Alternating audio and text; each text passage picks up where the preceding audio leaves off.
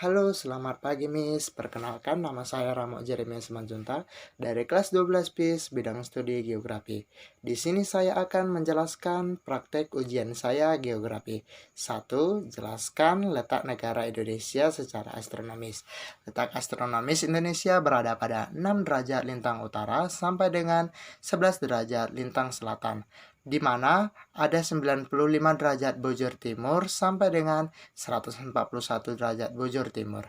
Jadi, di mana yang dimaksud dengan letak astronomis di atas adalah letak suatu wilayah yang berdasarkan pada garis lintangnya dan juga garis bujurnya.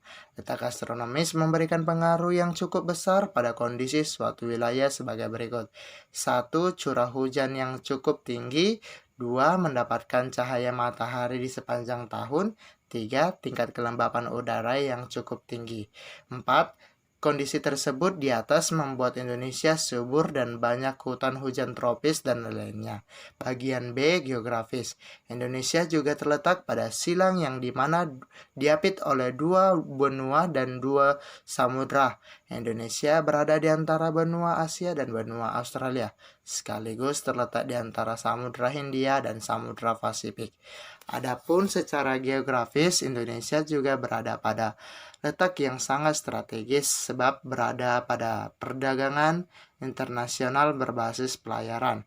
Selain berkat letak geografis inilah, Indonesia memiliki dua musim, yaitu musim kemarau dan musim penghujan. Kedua musim ini juga turut mendukung kekayaan alam Indonesia yang termasuk kesuburan tanah yang mendukung kegiatan agraris. Yang kedua, jelaskan dan klasifikasikan Indonesia tergolong negara maju atau negara berkembang. Pada negara berkembang, masalah yang dihadapi ialah tingkat pengangguran yang tinggi, tingkat pendidikan dan penduduknya yang rendah, tingkat pertumbuhan atau ketergantungan yang sangat tinggi, dan tingkat taraf hidup yang rendah. Walaupun saat ini Indonesia masih berada di dalam kelompok negara berkembang, bukankah berarti Indonesia tidak bisa menjadi negara maju? Ya, ada kok negara yang bertumbuh dari negara berkembang menjadi negara maju.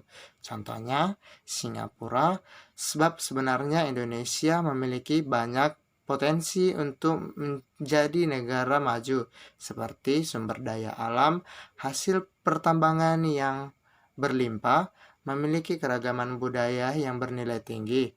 Nah, kita sebagai penduduknya harus bisa menguasai dan mengembangkan potensi negara kita sendiri. Bagaimana caranya? Ya, tentu dengan menguasai ilmu-ilmu pengetahuan. 3. Di sini saya akan menjelaskan soal nomor 3. Jelaskan hubungan Indonesia dengan negara maju dan negara berkembang seperti organisasi lainnya dan beserta dampaknya bagi Indonesia. Status baru Indonesia di mata Amerika Serikat itu dianggap tak berbasis realita di lapangan. Sementara kelompok penguasa yakni keringanan biaya masuk akan tetapi tetap ada untuk bisnis sektor merupakan ke Amerika Serikat. Di sisi lain, pemerintah belum mengeluarkan satu pernyataan resmi terkait status Indonesia di mata Amerika Serikat, yaitu di WTO. Kepala Badan Perencanaan Nasional berharap Indonesia tetap mendapatkan tarif rendah, menilai secara makro Indonesia memang bisa dikategorikan sebagai negara maju.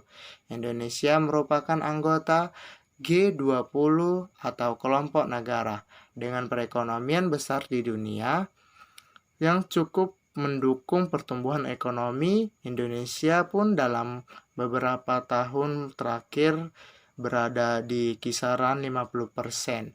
Meski begitu, menurut Eni, pembangunan Indonesia yang tidak merata. Dampak positif sebagai negara maju. Status Indonesia sebagai negara maju kini telah ditanggung banyak kelompok penduduk. Indonesia bakalan kehilangan fasilitas biaya masuk ringan untuk ekspor penduduk ke Amerika Serikat yang kerap disebut sebagai GSP saat diberikan status negara maju, kita kehilangan fasilitas untuk berkembang. Memang fasilitas GSP dari Amerika Serikat tidak dimanfaatkan Indonesia karena sebagian besar komoditif ekspor kita tidak yang mendapatkan fasilitas GSP. Sekian dari yang saya jelaskan tadi. Tuhan Yesus memberkati. Shalom.